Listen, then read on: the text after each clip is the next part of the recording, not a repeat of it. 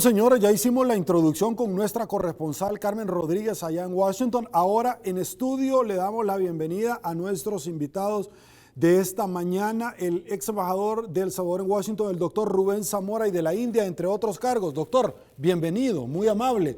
Gracias por acompañarnos en esta mañana de lunes, de cara el día de mañana poder verificar el evento electoral en los Estados Unidos. Gracias. Bueno, muchas gracias, Sergio, por invitarme, y muchas gracias al programa Al Punto, ¿verdad?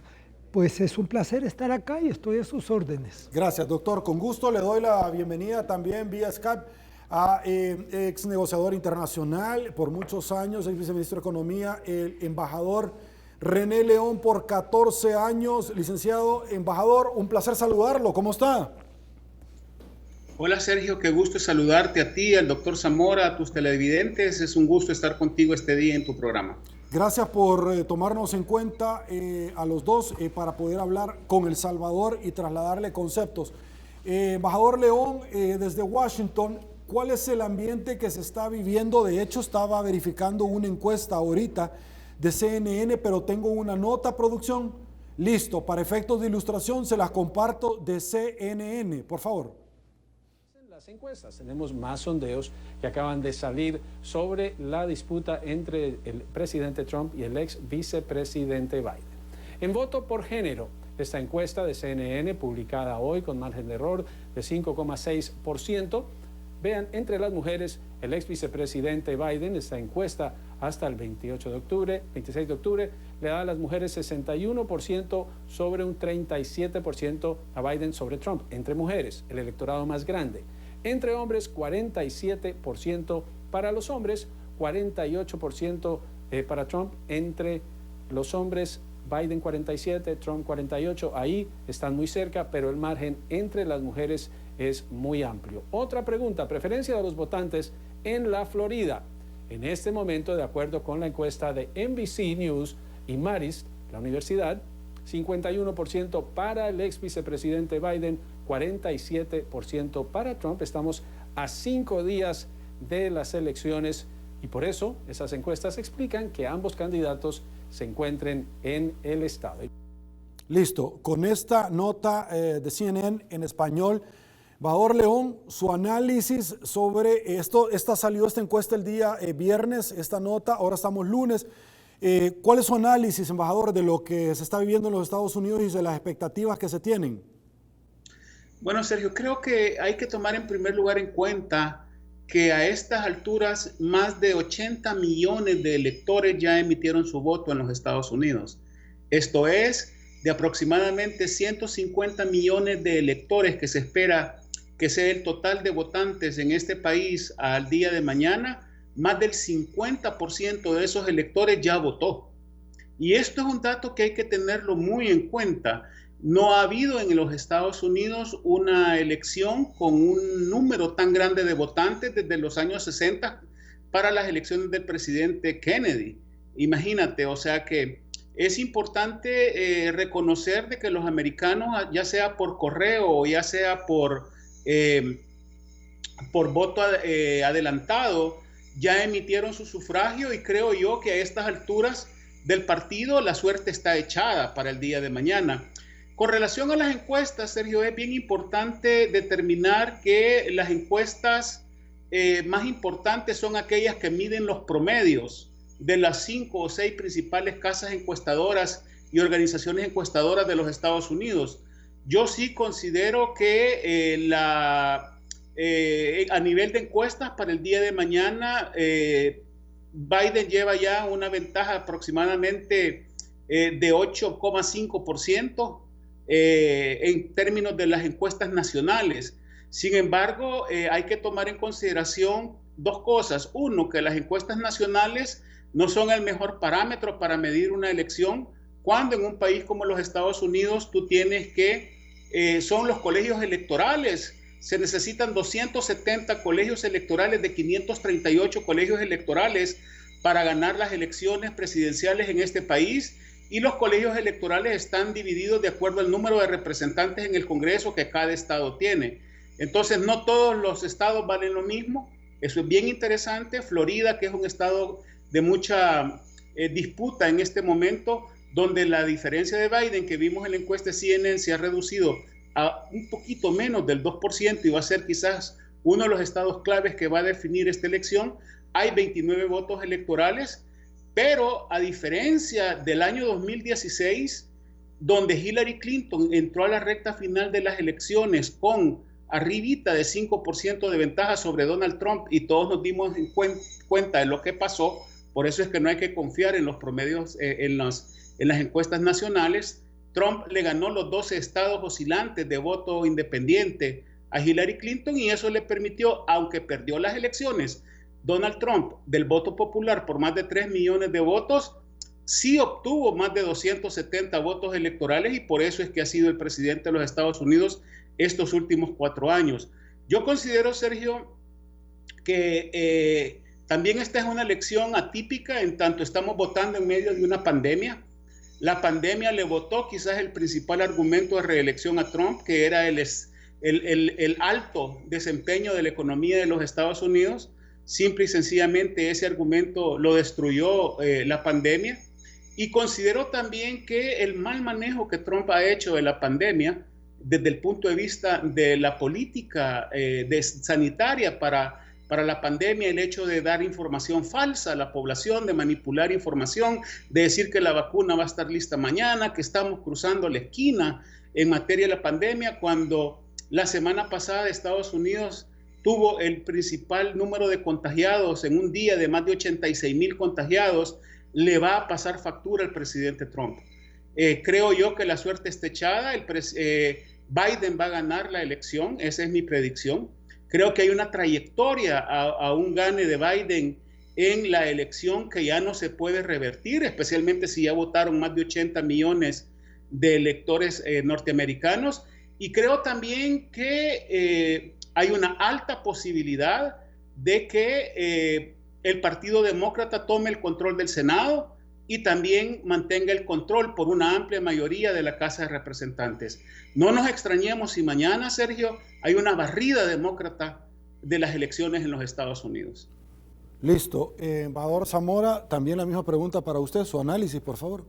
Mire, yo soy muy coincidente con el análisis del embajador porque creo que a estas alturas es muy difícil que Trump pueda cambiar los porcentajes. Sin embargo, yo todavía tengo reserva respecto a cómo va a salir el detalle en los colegios electorales, pues, porque allí el problema es completamente distinto. En primer lugar, es un absurdo que queda en la historia de los Estados Unidos completamente antidemocrático, porque fue puesto por los padres fundadores cuando ellos siempre, si bien aceptaban la democracia, pero tenían en aquella época, pues muchas dudas respecto a lo que las masas o el pueblo, pues en general, se podía equivocar, ¿verdad? Pero tan se puede equivocar todo el pueblo como se puede equivocar un colegio electoral, ¿verdad? Eso no era una regla de resolver el problema. Y creo que, por ejemplo, en el último caso, ¿verdad?, el voto popular fue más sabio que el voto por lo que el presidente Trump ha hecho durante su periodo. Recuerde una cosa, en Estados Unidos, por lo general, los presidentes tienen 2 periodos. Siempre al presidente, después de 4 años, aunque no sea muy brillante, se le da una. En el periodo moderno solo hay un presidente que perdió la elección pues de reelección, que fue el vicepresidente, que por cierto que introdujo en la política exterior la cuestión de los derechos humanos, ¿verdad? Él perdió en el primer caso. Trump sería el segundo caso, dijéramos, del siglo XX para acá, de eso, de anterior no tengo idea. Así que ahorita estamos frente a un momento crucial, especialmente para nosotros, porque el papel que Estados Unidos juega en la política en general en América Latina y más específicamente en El Salvador, creo que es uno de los papeles importantes de cómo se va a mover la política salvadoreña. Y en un gobierno como el del presidente Bukele, que se ha plegado absolutamente a lo que el gobierno de Trump ha dicho y ha hecho en materia de los millones de inmigrantes que tenemos en Estados Unidos, esto puede significar un cambio importante para nuestro país. ¿Por qué? Porque realmente el presidente Bukele perdería casi lo que es el único apoyo que le queda, bueno, también Brasil, pero son estos populistas de extrema derecha, ¿verdad?, los que lo están apoyando en este momento. Por lo general no tiene apoyo ya porque lo ha perdido por las cosas que ha hecho pues, durante su primer año. En ese sentido, entonces, podría ser un cambio si gana Biden y que tengamos un viraje en la política exterior norteamericana respecto a El Salvador, si es que Biden cumple con la propuesta que ha hecho de política hacia América Latina, que fue presentada por su equipo hace como 3 días, en la que claramente está establecido, es claramente que el presidente va a insistir en que sus relaciones con los países tienen que ser con países democráticos y con países respetuosos de la ley y de los derechos humanos. Y creo que el presidente Bukele ya no califica en ese estrato, ¿verdad? La prueba de toda esta situación para el final es lo que el mismo presidente Bukele ha hecho, pues, que faltando 5 días para la elección va y contrata a un lobbyista de los demócratas, que era un tipo importantísimo en la política de uno de los presidentes de Zamora, ¿usted cuando estuvo como embajador contrató a lobistas? No, eso es caro. Y además, mire, es decir, si usted tenía la capacidad para ser embajador, ¿por qué tenía que contratar a lobistas? Bueno, eso fue lo que yo traté lo que pasa es que los embajadores, por lo general, se quedan hacer relaciones solo con el Poder Ejecutivo, porque realmente su interlocutor es el Departamento de Estado, o sea, el Ministerio de Relaciones Exteriores de ellos. Sin embargo, para nosotros era tan importante el presidente como era el Congreso. ¿Por qué? Por el problema de las leyes de migración que se estaban jugando. ¿Verdad? Y en ese sentido, esto lo aprendí yo durante la guerra. Yo hice lobby por la solución política en el Congreso de los Estados Unidos y logramos muchas cosas por eso, precisamente por atender eso. Entonces, por lo general recurren a lobbyistas para el Congreso de los Estados Unidos, pero son lobbyistas de específicas leyes. O sea, de ir de congresista en congresista explicándole lo buena que es que apruebe esta ley, y por eso les pagan las empresas. ¿Verdad? Es una práctica un poco dudosa, además, lo del lobbyismo. Pero en el caso político también lo ocupan los países que están en dificultades con el gobierno ya. ¿Por qué ese pago nos tuvimos que dar cuenta nosotros por publicaciones en los Estados Unidos y no por una cuenta oficial o un Twitter del presidente en nuestro país?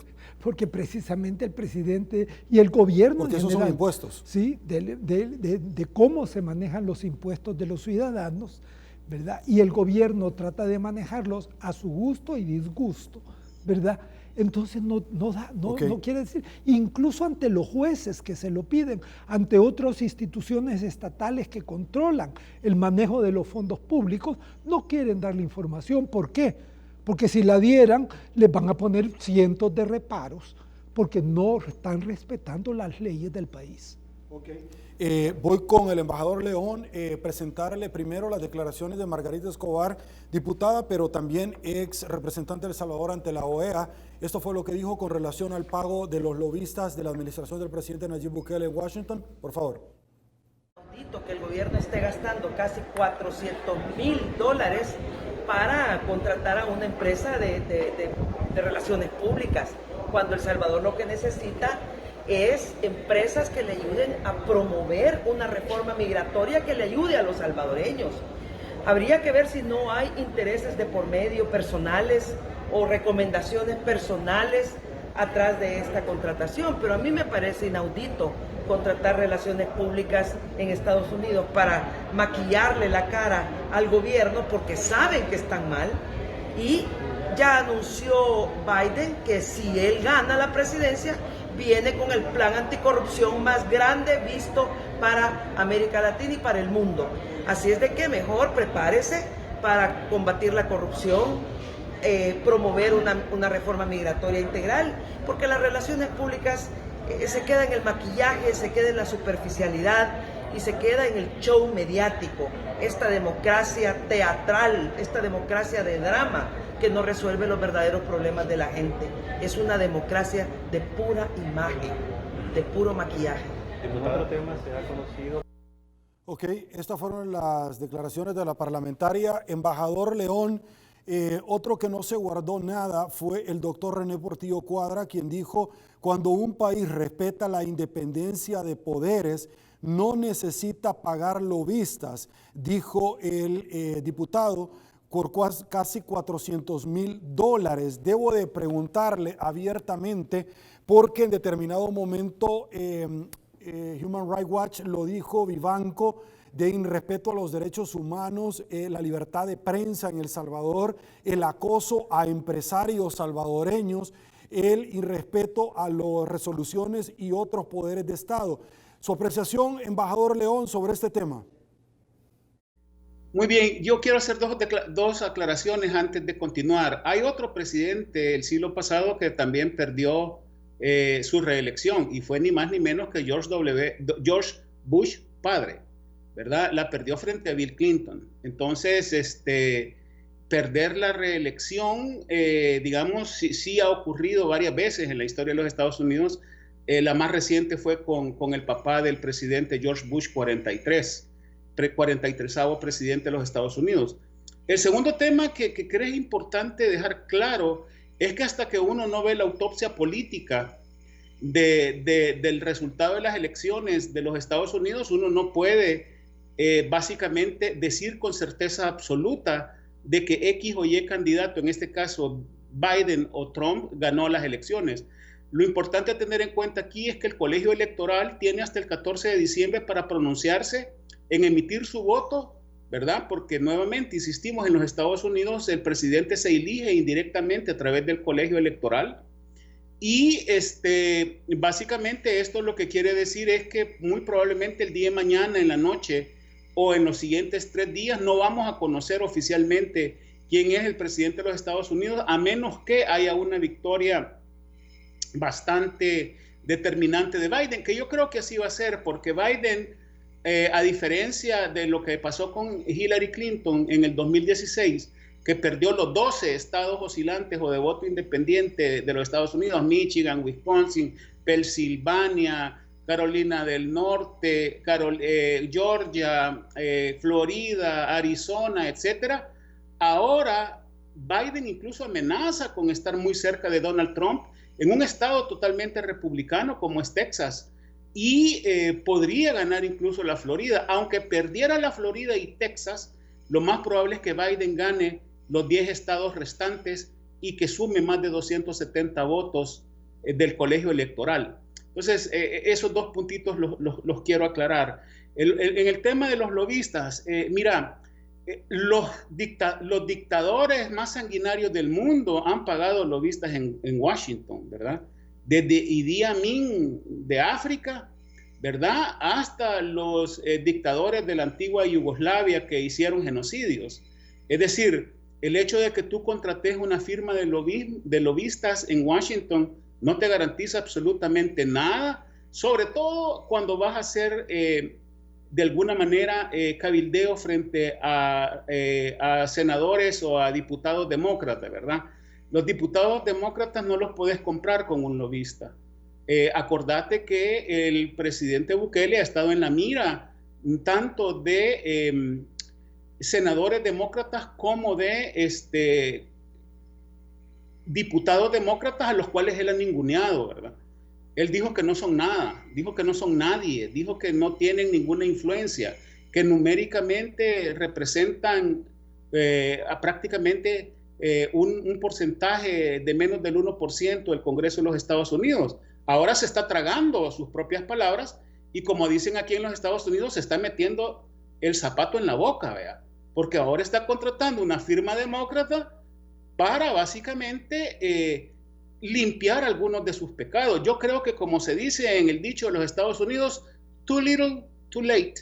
Demasiado poquito, demasiado tarde. Creo que el presidente Bukele y su gobierno se ha forjado una imagen en los Estados Unidos, una imagen de una persona autoritaria, una imagen de una persona que no respeta el Estado de Derecho, una imagen de una persona que persigue a sus enemigos políticos o a sus adversarios políticos.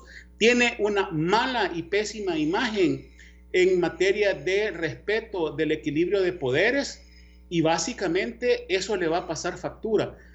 Yo quiero decirte que en toda mi experiencia diplomática, pero además de eso, en mi experiencia de estudiar la política exterior de los Estados Unidos desde hace 25, 30 años, yo nunca había visto que un candidato a la presidencia de los Estados Unidos en su plataforma política, en su página web, ¿verdad?, pusiera una política no para América Latina, para Centroamérica, y no necesariamente para toda Centroamérica, para el Triángulo del Norte.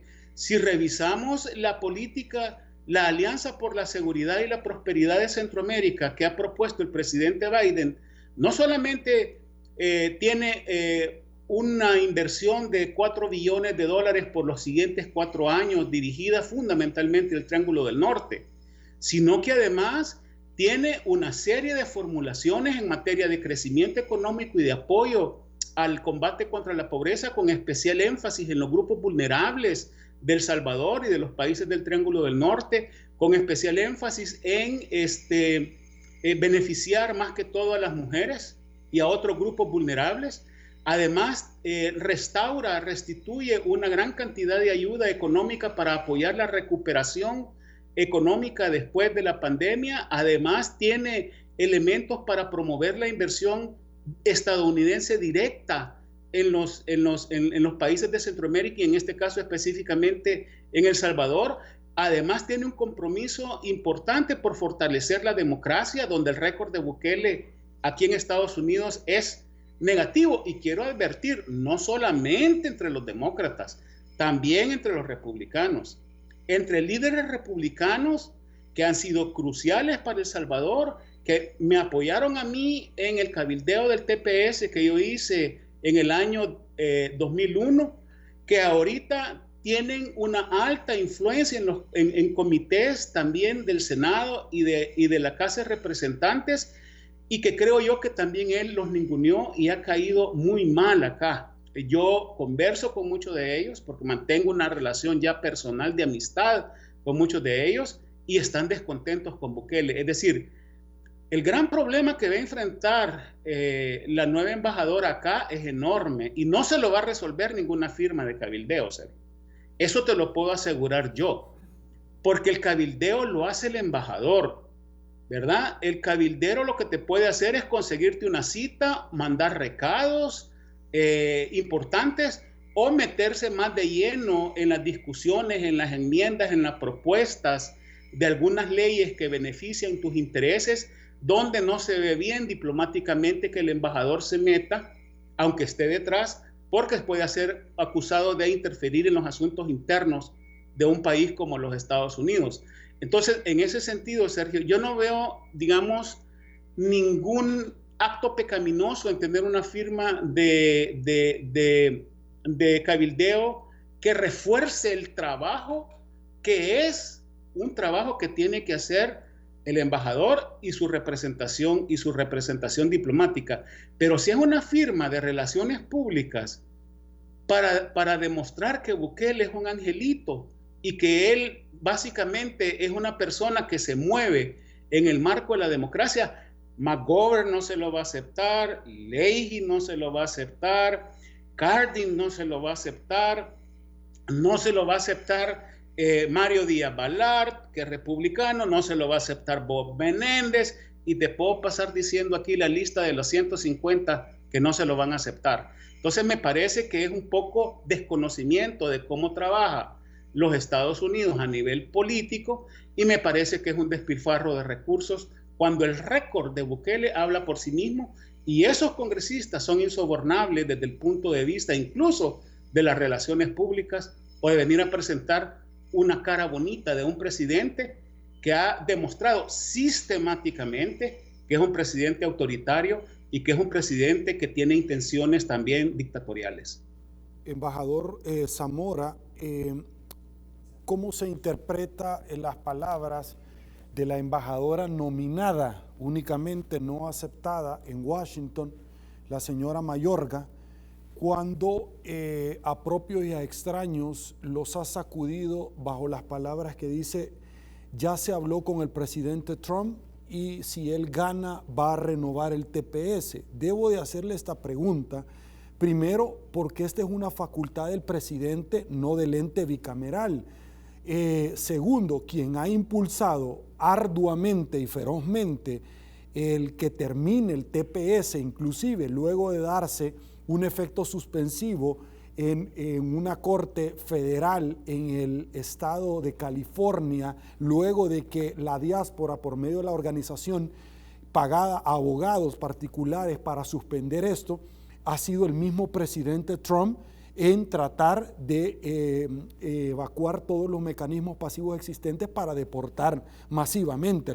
¿Por qué dice eso ella? Número uno. Y número dos, el tema de que ha manifestado que los salvadoreños quieran regresar al país cuando eso no es cierto. Usted fue embajador y estuvo como el embajador León por muchos años en contacto tutelándole los derechos a salvadoreños, más de 3 millones de salvadoreños y sumando. ¿Por qué dice esto cuando ciertamente la realidad no acompaña esas aseveraciones? ¿Qué podemos decir frente a eso que no tiene ningún sentido si uno conoce un mínimo de la política exterior norteamericana? La política del presidente Trump se basa precisamente, uno de sus 3 pilares fundamentales, en limpiar Estados Unidos de la gente que es inmigrante. Eso es claro, ¿ya? Y por eso es que se ha metido con todas las legislaciones que se lograron previamente para, de alguna manera, buscarle a esta persona una presencia digna en los Estados Unidos, los Dreamers, los TPS y todo eso. Eso ha sido un objetivo central. ¿Por qué? Porque las bases del presidente Trump tienden a ser bases de extrema derecha, antirracistas, en contra de las razas que no sean la raza blanca.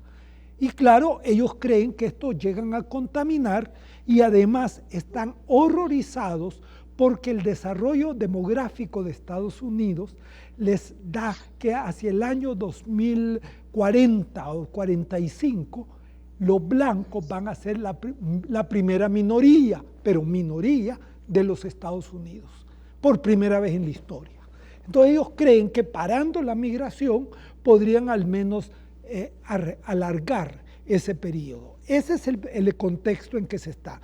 Y si el presidente Trump dice eso, ¿ya?, sería que contradiga uno de los principios fundamentales de su base, más en este momento faltándole 5 días y que está desesperadamente por lograrlo. O sea que yo me permito decir que o le dieron mala información a la embajadora designada por el gobierno de El Salvador o simplemente está mintiendo. Okay. Debo de preguntarle también en su ponencia, su deposición de la cual está haciendo uso ahorita, sobre, primero fueron asesores venezolanos los que contrató el presidente Bukele y se negó a dar detalles de cuánto se le estaba pagando. Luego ahora son lobistas. Ya hay resolución de la Sala de lo Constitucional condenando los actos del 9 de febrero, donde se metió con el ejército al recinto de la Asamblea Legislativa. Ya hay una resolución de la máxima intérprete de la Constitución, como es la Sala. ¿Cuál es su opinión sobre esto? Porque recibió condenas mundiales por las acciones de haber utilizado la Fuerza Armada. Usted como firmante de los acuerdos de paz. Bueno, mire, creo que en primer lugar decirle, ¿verdad?, que esos quizás son, a mi juicio, los más graves que ha cometido. Pero el gobierno del presidente Bukele ha violado, o lo que ha hecho, abre la puerta a más de 13 delitos que están en el Código Penal de nuestro país. Sí, dado eso, aquí en el mundo solo hay 2 caminos. Un camino, que para mí es el mal camino, es de estar pensando en golpes de Estado. Porque los golpes de Estado, aunque quiten a un dictador, terminan siempre siendo dictaduras. ¿Ya? Solo hay una excepción que fue el caso de Bolivia ahorita, ¿verdad? Que los militares le dijeron a Evo Morales, mire, mejor váyase, ¿verdad? Y que lo que después decidieron, vaya, que venga el que le toca estar. No se metieron, ha habido elecciones y las elecciones las ganó el partido de Evo Morales y todo el mundo lo ha respetado. Esa es una cosa muy extraña, pero lo normal es que el camino del golpe de Estado es malo. ¿Qué es del otro? Que es el camino constitucional. Si la Constitución establece que cuando los presidentes, los ministros, hasta los embajadores, los diputados tienen aparte todavía, pero los señores de la Corte Suprema de Justicia, todos estos altos funcionarios cometen delitos, sean comunes o públicos, o sea, contra la ley del país. La Asamblea Legislativa es quien debe de quitarles el fuero que los protege, porque los juicios, los juzgados, la fiscalía no puede empezar juicio contra todos estos señores, porque ellos están protegidos. Mientras están en el puesto, nadie los puede tocar por los delitos que pudieran cometer. Pero entonces viene la Constitución y dice, sí, pero si cometen delito, primero es la Asamblea la que diga, ya le quitamos el fuero, y cuando le quite el fuero, viene la Fiscalía, que va al juez, y ya el tribunal, pues, y en el caso del presidente, es la Corte Suprema de Justicia. En la Corte Suprema de Justicia, donde se debe de determinar si es inocente o culpable. Esa es la Constitución, ese es el camino legal, jurídico, constitucional que se da en estos casos. Y creo yo que no solo el presidente, sino que un conjunto de ministros, ¿entienden? Al negarse, por ejemplo, a cumplir con un juicio, con una sentencia, ¿ya? O con lo del mozote, sí. y impedir que el juez pueda hacer. 6 veces. Eso es un delito sellado por el Código con años, no uno, sino años de prisión. Y por lo tanto es un delito ya grave. Y lo que la Asamblea debería de hacer es ejercer su papel, que es el papel de empezar a decirle, mire señores, a usted nadie lo puede tocar porque tiene fuero, pero vamos a ver si le quitamos el fuero. Esa es la realidad. Tengo este video que se ha viralizado de ver las acciones que ha tomado miembros de la Corporación Policial y del ente castrense. Voy con el embajador León, pero para efectos de ilustración se los presento porque ha alarmado a muchísimos con relación a autoridades civiles que tradicionalmente pueden tener acceso a diferentes lugares y se los impiden. Por favor, se lo compartimos. Hagamos la discusión de ella y muchas gracias a todos. Señor ministro, una pregunta. ¿Qué viene después del rescate? Alcalde, yo al director de la policía le pido respeto. Yo le estoy preguntando a él nada más algo que me compete como presidente de la Comisión Municipal de Protección Civil. Alcalde, hágame un favor, respete la autoridad. Yo también soy autoridad y está en mi territorio, ahorita, señor. Sí, pero ahorita nosotros estamos dando una indicación, le pido respeto. Pero yo le estaba preguntando nada más.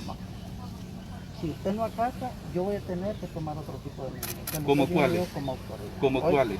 Aquí usted, por favor, respete. Tómelas. Y nosotros lo vamos a respetar. Tómela, señor. Yo soy el presidente de la Comisión Municipal de Protección Civil.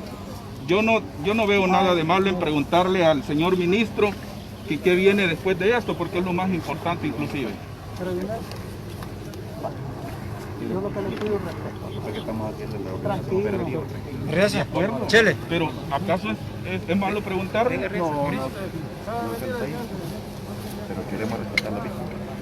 Por supuesto, y eso es lo que hemos estado haciendo nosotros. Ok, embajador León, esto es lo que se da precisamente con un alcalde, luego que el director de la policía se le da fuero, es nombrado como viceministro, precisamente replicando algo que sucedió con Dilma Rousseff, por ejemplo, en Brasil, con Lula, para evitar que el día de mañana lo pudieran procesar, que de hecho tiene en la Asamblea Legislativa. Embajador, sobre estas mismas líneas, tengo entendido que en una reunión en Washington, si me equivoco, por favor me corrige, porque el tema resultaría sumamente delicado, donde participó personas de la altura del peso como Ann Patterson, Mari Carmen Aponte, Roberta Jacobson, se abordó con mucha preocupación el tema del Salvador, inclusive desde ya se están valorando acciones a tomar por parte de este país de las barras y las estrellas con relación a El Salvador de ganar la presidencia Joe Biden. ¿Cierto o falso? Sergio, lo hablamos en un programa contigo anterior. Quiero decirte que básicamente el hecho de que en una plataforma del ahora candidato Biden aparezca un plan de prosperidad y para la seguridad de Centroamérica es obra precisamente de estas personas de que acabas de mencionar, de ex diplomáticos, de ex embajadores e incluso de gente que todavía está en el ámbito de las relaciones internacionales en Washington, quienes van a pasar a tener mucha influencia en el próximo gobierno de Estados Unidos, que puede ser un gobierno demócrata de Joe Biden. Quiero decirte que para que veamos la importancia que esta gente tiene y de lo que está diciendo y de lo que está hablando, basta ver que han logrado colocar en la plataforma electoral de un candidato que tiene las mayores probabilidades de ser el próximo presidente de los Estados Unidos, este plan. Y este plan, Sergio, tal como fue discutido en esa reunión a la que tú haces referencias y la cual yo confirmo porque yo participé en ella, ¿verdad? Te quiero decir que hay una intención clara de no dejar pasar ninguna actitud, ninguna acción, ningún abuso de autoridad, ninguna acción autoritaria, ni otras que ya rayan en temas más propios de una dictadura del gobierno de Bukele. No lo van a dejar pasar, como en el tema, como tú lo mencionaste muy bien, así como en el tema de combate a la corrupción. Ellos te dicen, miren, vamos a cancelar visas, vamos a congelar activos en los Estados Unidos, vamos a perseguir a funcionarios que sean corruptos de los gobiernos del Triángulo del Norte, y lo vamos a hacer con la ayuda de las Naciones Unidas, de la OEA y de otros organismos internacionales. Ellos van a poner en la lista negra al gobierno de El Salvador, si no entiende el gobierno de El Salvador que va a tener que cambiar esta actitud prepotente, machista, desde el punto de vista político, yo diría incluso de bullying político, porque lo que acabas de ver ahí de los militares y de los policías, ese engorilamiento, lo voy a llamar engorilamiento, que el presidente Bukele le está dando a la Fuerza Armada y a la policía, eso es antidemocrático, Sergio. Y eso no se lo va a dejar pasar una administración Biden. Y creo que el presidente Bukele tiene que empezar a entender eso. Y no se lo va a dejar pasar la embajada americana, porque el primero que se va a ir en una administración Biden va a ser el embajador actual de El Salvador, que ha sido tremendamente permisivo, pasivo e incluso cómplice de muchas de estas medidas antidemocráticas y dictatoriales autoritarias del presidente Bukele. Embajador Zamora, la misma pregunta. Bueno, mire, al ver esto realmente a mí me hace pensar en el pasado. Vivimos 50 años en este país en que los militares mandaban, hacían lo que querían, aplastaban a quien querían, con ley o sin ley. Eso fue la dominación militar de 50 años. El presidente Bukele nos ha ofrecido que va a pasar la página de la posguerra, dice. Pero lo que yo estoy viendo, no solo en esto, sino en otras cosas, es que él está volviendo la página para atrás a antes de la guerra, cuando el fenómeno del militarismo en nuestro país duró 50 años.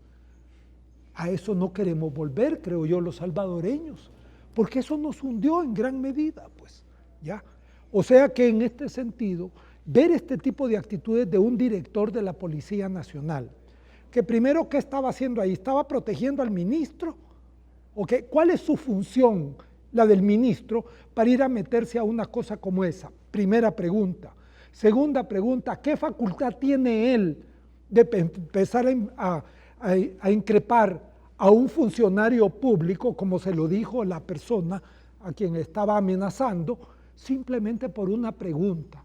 que nunca ha leído este señor la Constitución, que nos da los derechos a todos los ciudadanos de poder preguntar, hacer preguntas a las autoridades y que éstas nos contesten. Si ese derecho lo tenemos todos los ciudadanos, por favor que respete la Constitución ese señor, ya que las personas no la respetan. Yo estoy muy preocupado porque el militarismo de nuevo está naciendo con este gobierno del presidente Bukele. Nunca había visto yo una campaña de ensalzamiento de la Fuerza Armada, ni cuando los militares estaban en el poder. Y ahora la estamos viendo en eso.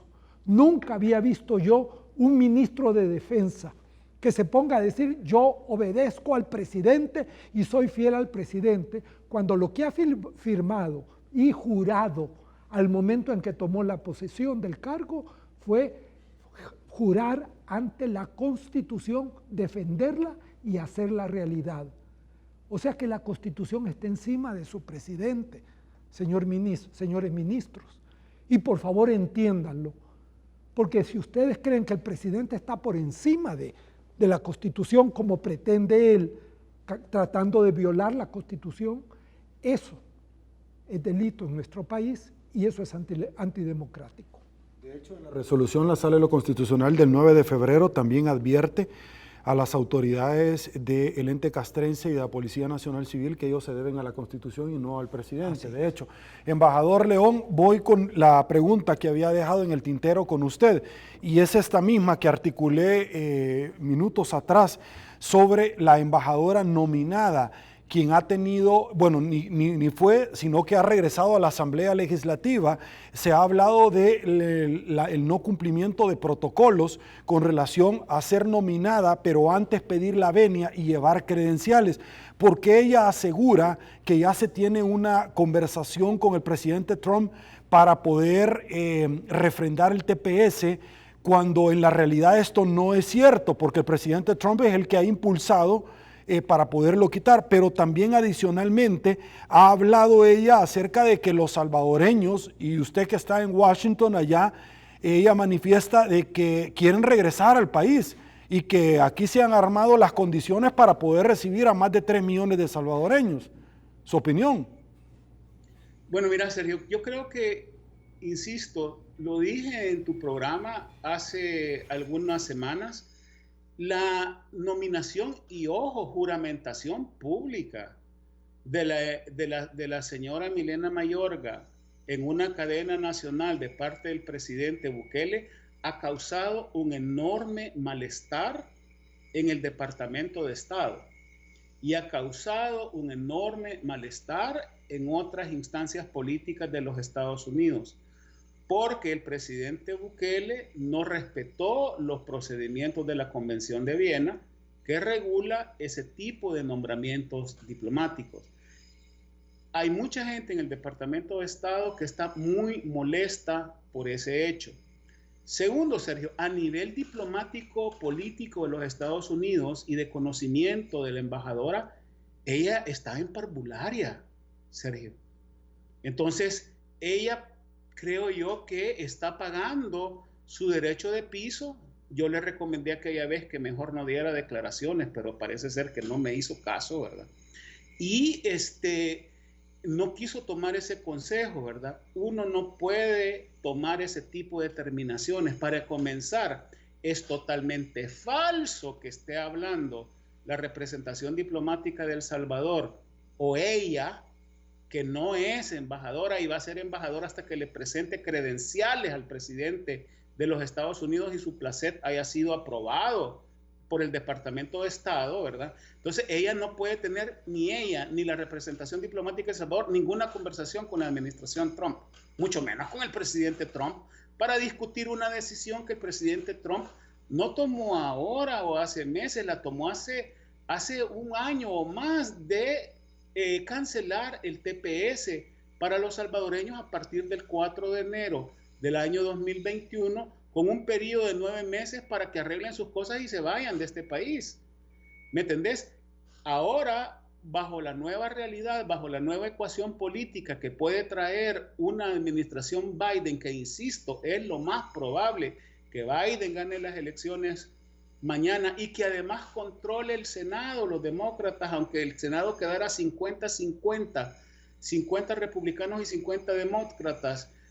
Por constitución en Estados Unidos, la vicepresidente o el vicepresidente de los Estados Unidos es el presidente del Senado y tiene voto de desempate. Es decir, en el peor de los casos, con el voto de desempate de Kamala Harris, los demócratas van a controlar también el Senado y van a aumentar su ventaja como de 237 diputados en la Cámara de Representantes, de 538 a más de 248. Entonces, cuando vos abrís la boca sin conocer que tu mejor apuesta es una política bipartidista en los Estados Unidos, ¿verdad? Y le pones todos los huevos en una canasta, en este caso al presidente Trump y a los republicanos, estás cometiendo un error de parvulario, ¿verdad? Tenés que trabajar en la búsqueda de un consenso mínimo bipartidista, y lo más probable es que la señora embajadora, a quien yo predije que no le iban a aprobar el placer, porque así me lo dijeron en el Departamento de Estado, sino que tal vez hasta después de las elecciones, y que probablemente hasta que la nueva administración tome posesión, lo cual ya es una vergüenza diplomática, porque si en 45 días no te aprueban el placer, casi que te están diciendo que cambies de embajador, ¿verdad? ¿Me entendés? Y que cambies de dominación en el lenguaje diplomático. Pero lo más probable es que la señora embajadora, ¿verdad?, va a tener que lidiar con un gobierno demócrata en lo que, de acuerdo a sus declaraciones, ella no está preparada para lidiar, porque ella en su mente iba a trabajar con el presidente Trump y con la ecuación política actual, donde los republicanos gobiernan el Senado o controlan el Senado y los demócratas controlan la Casa de Representantes. Pues va a tener que cambiar de cassette, ¿verdad? Ahora, con relación a la diáspora, ¿qué te puedo decir yo, Sergio? Yo soy miembro de la diáspora, ¿verdad? La señora está hablando cosas que no sabe, simple y sencillamente. Es más, entre los líderes comunitarios de El Salvador, por lo menos en el área metropolitana de Washington, Maryland y Virginia, Sergio, hay un gran malestar con relación a sus declaraciones. Ahí andaban alguna gente del partido político del presidente creyendo que ella iba a venir con el placeta a presentar credenciales al presidente Trump antes de las elecciones, organizando una bienvenida, una recepción en el aeropuerto de Washington, en el aeropuerto Dulles, que es lo que me dijo una gran cantidad de líderes salvadoreños acá. Están locos si creen que vamos a ir a recibir a esta señora al aeropuerto como que viene un líder político o un líder religioso mundial, ¿verdad? Y que le vamos a ir a hacer barra y que le vamos a ir a hacer valla, ¿verdad? Entonces creo que la señora necesita en primer lugar, creo, una amplia dosis de humildad, que es lo que le falta a todos los funcionarios de este gobierno. En segundo lugar, un baño de realidad, ¿verdad?, con relación a la comunidad salvadoreña y sus líderes en los Estados Unidos, incluyendo sus organizaciones y las ONGs que trabajan y los apoyan. Y en tercer lugar, creo que necesita ejercer la cualidad diplomática más importante, prudencia, ¿verdad? Y creo que ella no tiene prudencia cuando abre la boca. La publicitaria es importantísimo para compartir con todos ustedes, nuestros patrocinadores. Esto es Al Punto con Sergio Méndez. Pausa, ya volvemos.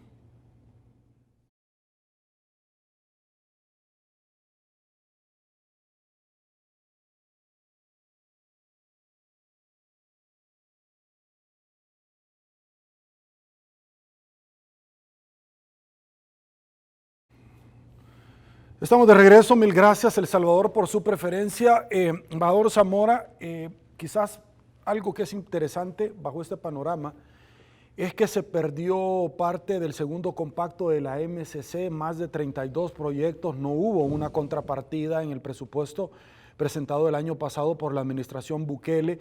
Se dejaron en la zona costera de nuestro país una cantidad impresionante de proyectos que no llegaron a un feliz término. y entre los cuales, añadiendo precisamente este plan del presidente, del probable presidente y candidato Joe Biden con Kamala Harris, es que uno de los indicadores que no superaron fue el tema de la corrupción y el tema de la transparencia. ¿Su opinión sobre esto?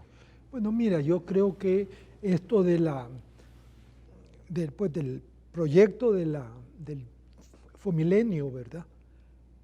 Y que nos lo cortaron, porque varios países que lo tienen, con la pandemia habían pedido que se le dieran una prórroga, puesto que tuvieron que parar lo que estaban haciendo debido pues a la pandemia.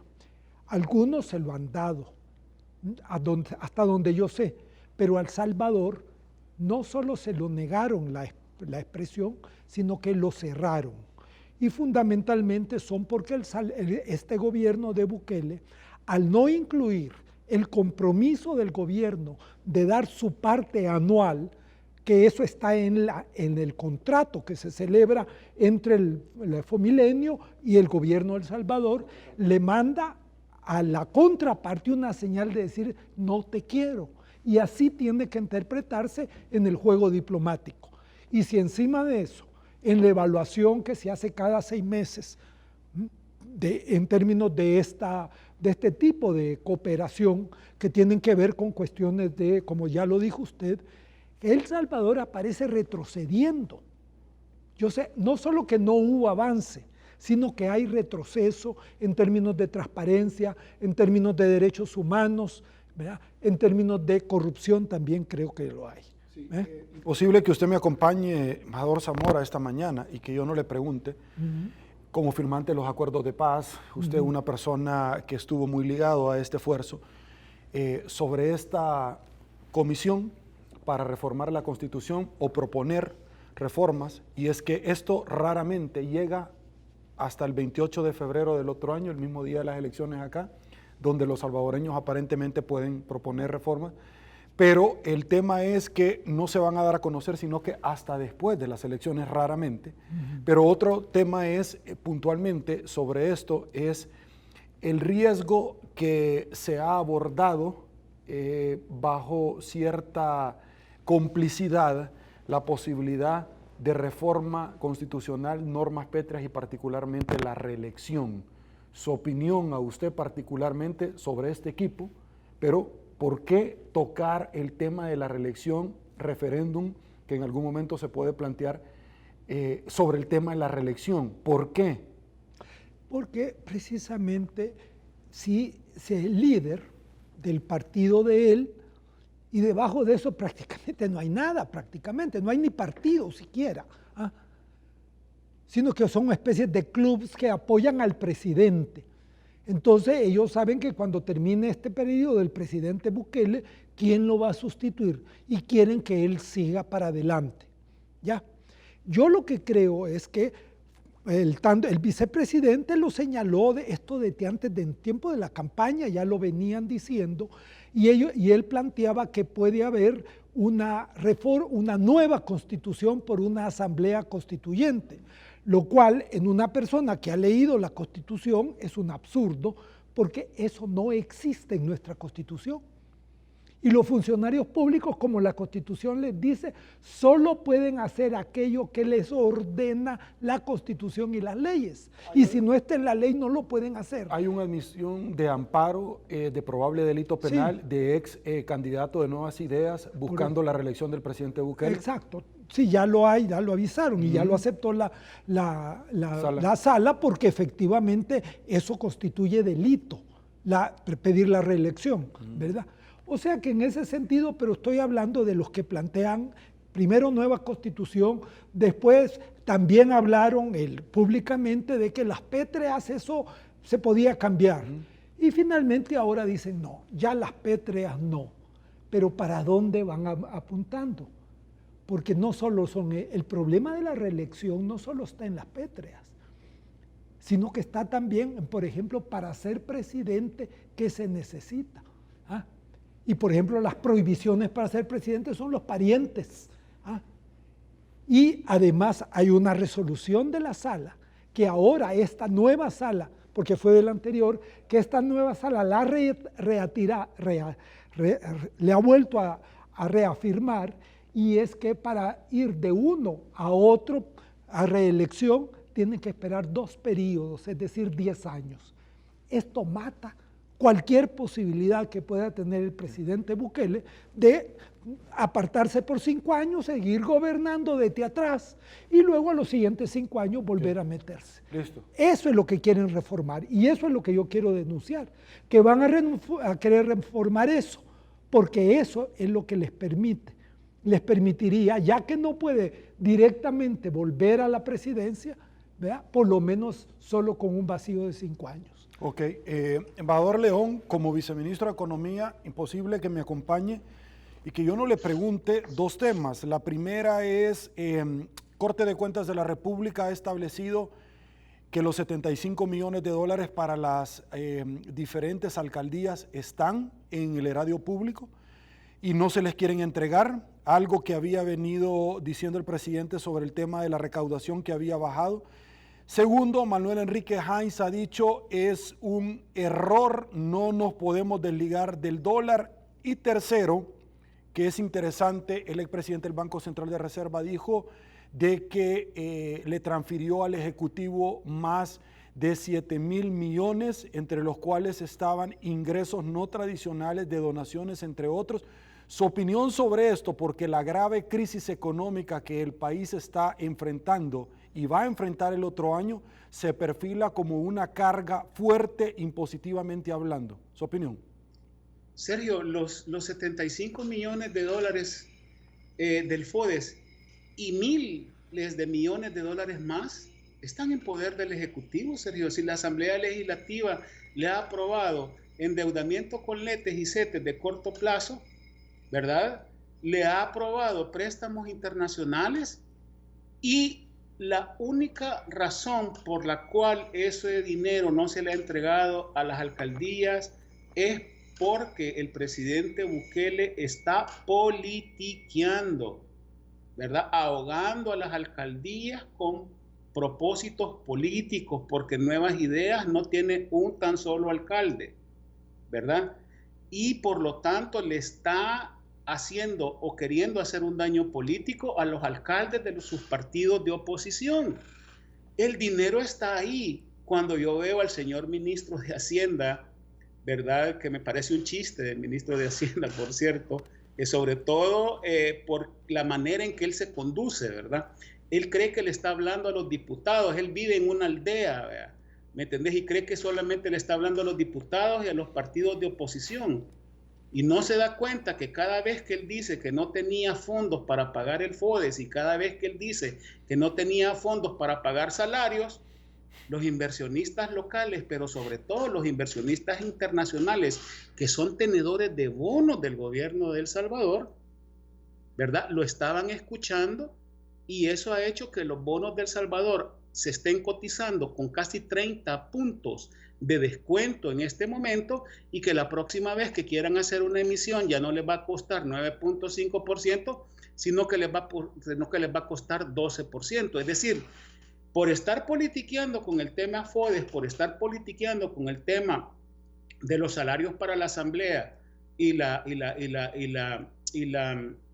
Corte Suprema de Justicia, lo que han estado haciendo es disparándose a los pies, disparándole a la credibilidad del gobierno salvadoreño para honrar sus deudas y para poder, si tú querés, sustentar políticas fiscales creíbles que permitan financiar el presupuesto. Entonces, el señor ministro de Hacienda y el gobierno del presidente Bukele le ha estado haciendo un pésimo trabajo a la credibilidad del gobierno salvadoreño de cara a no solamente los inversionistas internacionales, a los inversionistas locales. Por eso es que en la última emisión de letes y CETES no colocaron más que $500,000, ¿verdad? Pero además a las autoridades multilaterales, ¿verdad? Como instituciones que han llegado al rescate del gobierno salvadoreño, como el Fondo Monetario Internacional. Hace 2 días el señor ministro de Hacienda se acuerda que él es el representante alterno del gobierno salvadoreño ante el Fondo Monetario Internacional, ¿verdad?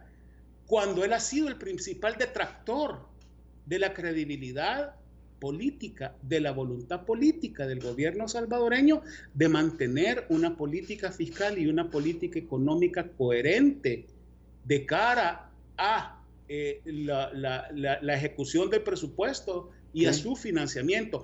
El Salvador, el próximo año, después de las elecciones, no va a suceder durante el primer trimestre del 2021, Sergio, probablemente no va a suceder durante el segundo trimestre del 2021 tampoco, pero a partir de junio del 2021 hasta finalizar el año va a tener que aumentar los impuestos y va a tener que tomar medidas totalmente problemáticas para la población salvadoreña.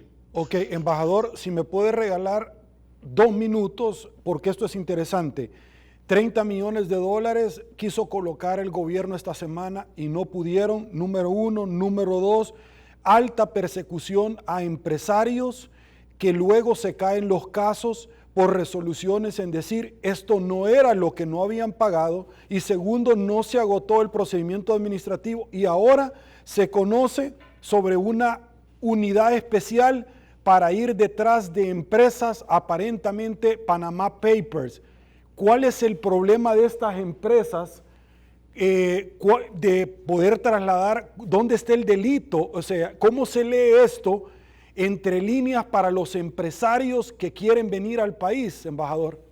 Es que nadie quiere, ningún empresario está ahí pensando llegar al país, Sergio.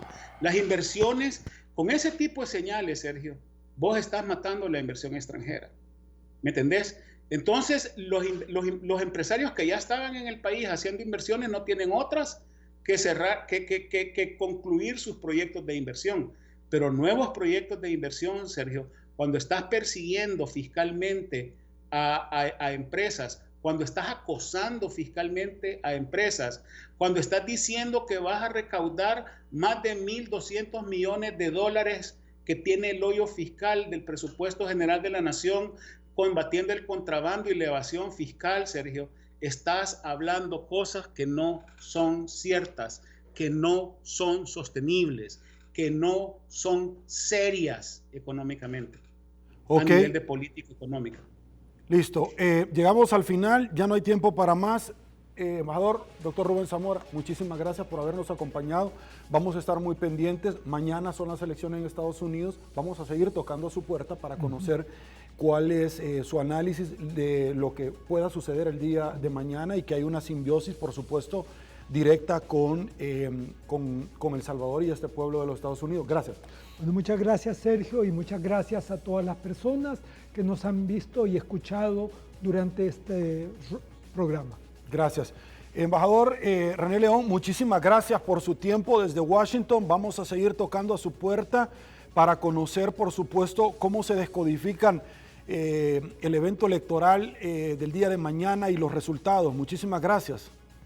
A la orden, Sergio, un saludo y muy buenas noches, muy buenos días para tus audiencia, por favor. Un gran placer estar contigo este día. Le agradezco tremendamente. El Salvador, llegamos al final de su entrevista. Se viene, hay que decirlo, con Luis González. Así están las cosas hoy por hoy en nuestro país. Soy Sergio Méndez, por supuesto. Vamos a saludar a Fundación Ayúdame a Vivir. Tremendo el trabajo que está realizando, al igual que la Teletón, al igual también que Fundación del Hospital Benjamín Blum. Si le gustó la entrevista, comente el resto de su vida. Será hasta una nueva oportunidad. Y una vez más, que el Señor nos bendiga a todos.